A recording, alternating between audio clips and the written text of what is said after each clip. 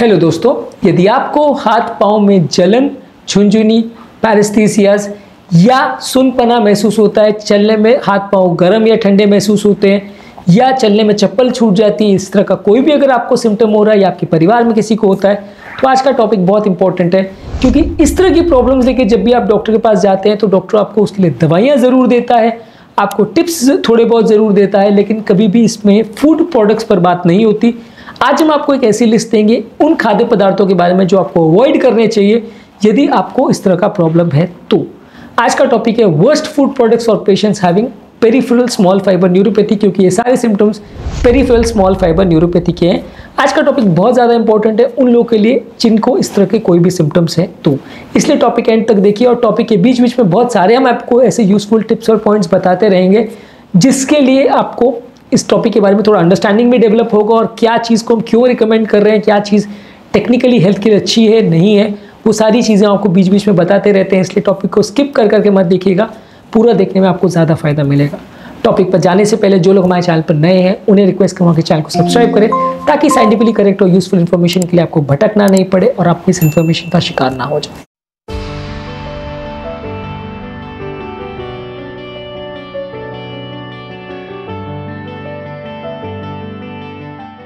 सबसे पहला highly processed food products है, जैसे fast food, junk food, processed snacks, sugar वाले सीरियल्स या कोई भी हेवीली कन्वीनियंट मील्स जो होते हैं जिनको गर्म करके डायरेक्ट खाना होता है। ये सारे खाद्य पदार्थ में बहुत ज़्यादा प्रिजर्वेटिव्स, बहुत ज़्यादा सॉल्ट, ट्रांस फैट्स और एडिटिव्स डाले जाते हैं। ये सारे खाद्य पदार्थ को पिक नो करिए, ये सारे खाद्य पदार्थ आपके लिए मना है।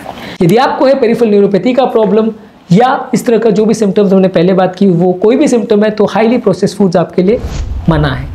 शुगर वाले खाद्य पदार्थ और शुगर वाले बेवरेजेस भी मना है। कोई भी मीठी चीज़ें जैसे शुगर वाले स्नैक्स, मिठाइयाँ, कैंडीज, शुगर वाले drinks, beverages, soda, cold drinks, fruit juices, ये सारी चीज़ें सिर्फ चीनी आपको प्रोवाइड करती है। ये सारा चीनी आपके डायबिटीज़ के कंट्रोल को बिगाड़ता है।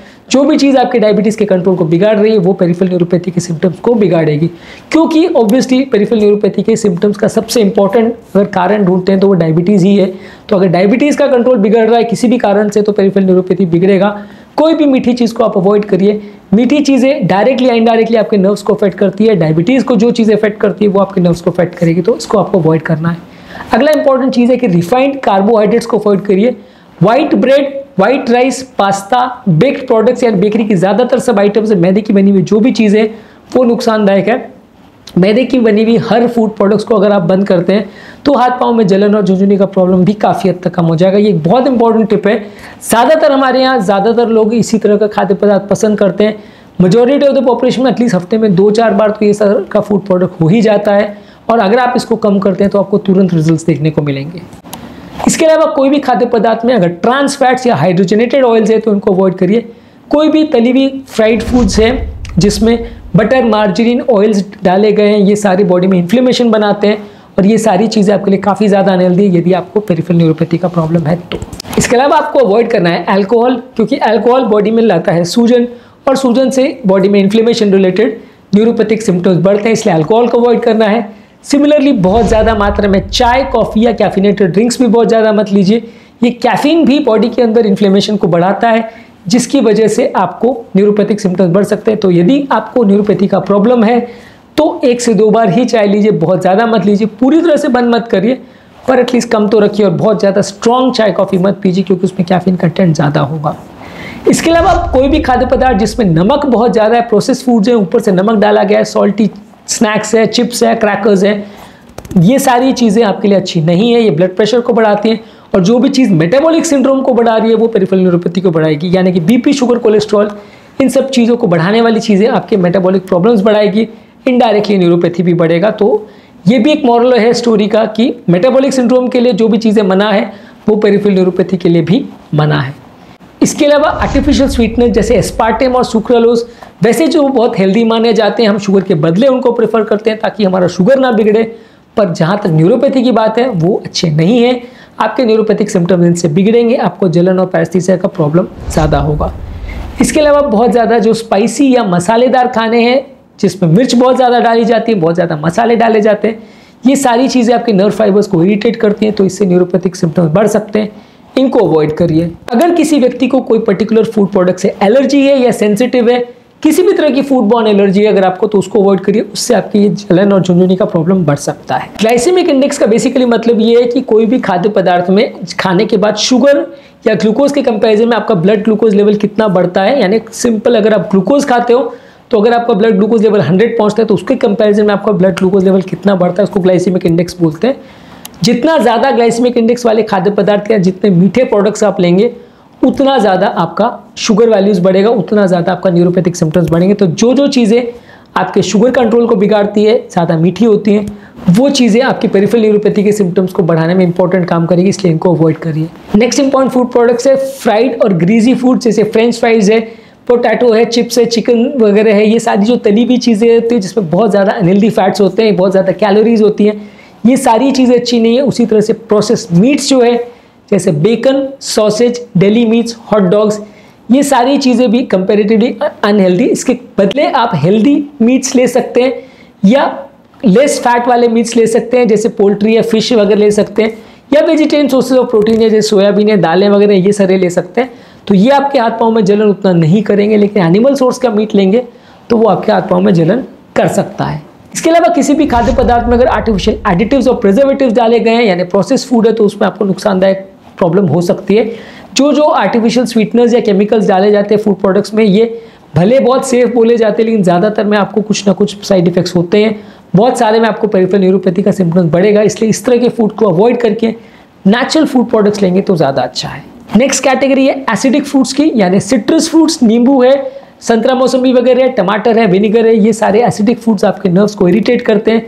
इससे आपका झुनझुनी बढ़ने का चांस और पैरास्थीसिस होने का चांस बढ़ सकता है, इसलिए आप इनको जरूर अवॉइड करिए यदि आपको पैरास्थीसिस का प्रॉब्लम है तो। दूध से बने हुए प्रोडक्ट्स भी कुछ लोगों में पेरिफेरल न्यूरोपैथी कर सकते हैं। अगर आपको दूध से एलर्जी है या लैक्टोज इंटॉलरेंस है तो इससे भी आपको प्रॉब्लम्स हो सकती है, इसलिए अगर आपको लैक्टोज इंटॉलरेंस है, दूध का एलर्जी है, तो इसे अवॉइड करना चाहिए। अल्कोहल वाले बेवरेजेस में सल्फाइड्स होते हैं, जैसे कि रेड वाइन, बियर और कुछ स्पिरिट्स में सल्फाइड्स होते हैं। ये सल्फाइड्स हर व्यक्ति में नर्व्स को इरिटेट कर सकते हैं, जिसकी वजह से आपको प्रॉब्लम हो सकती है। तो इसलिए अगर आपको न्यूरोपैथिक पेन की प्रॉब्लम है तो सल्फाइड्स वाले ये ड्रिंक्स आपको अवॉइड करने चाहिए। अगर किसी व्यक्ति को कोई इंडिविजुअल डाइटरी प्रॉब्लम है, कोई इंडिविजुअल डाइटरी ट्रिगर है जिससे न्यूरोपैथिक सिम्टम्स होते हैं, तो उनको आइडेंटिफाई करना जरूरी है, उनको ट्रीट करना जरूरी है, उनको अवॉइड करना जरूरी है, नहीं तो न्यूरोपैथिक सिम्टम्स बढ़ेंगे। और ओवरऑल जो चीज़ों से आपका वजन बढ़ता है, बहुत ज़्यादा चीज़ों को आप खाते हो, ओवर ईटिंग भी करते हो, बहुत ज़्यादा मात्रा में भी कोई चीज़ खाते हो, तो वो भी आपका वजन बढ़ाएगी, आपका इंसुलिन रेजिस्टेंस बढ़ाएगी, और इंसुलिन रेजिस्टेंस बढ़ने के साथ इन्फ्लेमेशन बढ़ेगा। जो चीज़ें आपकी बॉडी का वजन कम करती हैं, चाहे वो फास्टिंग हो, चाहे वो कीटो डाइट हो, चाहे वो एंटी इन्फ्लेमेटरी प्रोडक्ट्स हो, ये सारी चीज़ें आपकी बॉडी के ओवरऑल इन्फ्लेमेशन को कम करेंगे और आपके पेरिफेरल न्यूरोपैथी के सिम्टम्स कम होंगे। तो इसलिए अगर आप वजन को कम करते हैं तो इससे हाथ पाँव की झुनझुनी और पैरास्थीसिस का प्रॉब्लम भी काफ़ी हद तक कम करने में मदद मिलेगी। तो आज के टॉपिक में हमने बात करी कौन कौन से वर्स्ट फूड प्रोडक्ट्स और हैबिट्स हैं जिससे पेरिफेरल न्यूरोपैथी के सिम्टम्स या हाथ पाँव में झुनझुनी पैरास्थीसिस होने के सिम्टम्स कंपैरेटिवली बिगड़ते हैं। इस कैटेगरी में कोई भी प्रोसेस्ड फूड प्रोडक्ट जैसे fast food, junk food, cereals, sugar वाले खाद्य पदार्थ, नमक वाले खाद्य पदार्थ, बहुत मसाले वाले खाद्य पदार्थ, रिफाइंड कार्बोहाइड्रेट्स, प्रिजर्वेटिव्स डाले हुए खाद्य पदार्थ, ट्रांस फैट्स और हाइड्रोजनेटेड ऑयल्स डाले हुए पदार्थ, अल्कोहल, स्मोकिंग और बहुत ज़्यादा चाय कॉफ़ी जिसमें कैफीन होता है, ये सारी चीज़ें अवॉइड करनी चाहिए। आर्टिफिशियल स्वीटनर्स अवॉइड करने चाहिए जैसे एस्पार्टेम और सुक्रालोज है, ये भी आपके नर्व्स को इरिटेट कर सकते हैं। कोई भी चीज़ जो ज़्यादा मीठी है, ज़्यादा ऑयली है, ज़्यादा प्रोसेस्ड है, जैसे प्रोसेस मीट्स वगैरह, इनको भी अवॉइड करना चाहिए। कोई पर्टिकुलर फूड प्रोडक्ट से अगर आपको एलर्जी है तो उसको अवॉइड करना चाहिए और वज़न कम करने का प्रयास करना चाहिए। जो भी चीज़ से वज़न बढ़ता है वो सारी चीज़ें अगर आप ज़्यादा मात्रा में खाते हो तो उससे आपका पेरिफेरल न्यूरोपैथी के सिम्टम्स बढ़ेंगे। इसके अलावा यदि आपको पेरिफेरल न्यूरोपैथी का प्रॉब्लम है तो कौन कौन से खाद्य पदार्थ आपके लिए अच्छे हैं, कौन कौन से टिप्स आपके लिए अच्छी है, ये ऑलरेडी सेपरेट वीडियो में हमने डिस्कस किया है, ज़रूर चेकआउट करें। उम्मीद करूंगा कि आज के टॉपिक में कुछ नई बातें जानने को मिली होगी। जो लोग हमारे चैनल पर नए टॉपिक एंड करने से पहले उन्हें रिक्वेस्ट करूंगा कि चैनल को सब्सक्राइब करें ताकि यूजफुल और साइंटिफिकली करेक्ट इन्फॉर्मेशन के लिए आपको भटकना नहीं पड़े और आप इस इन्फॉर्मेशन का शिकार ना हो।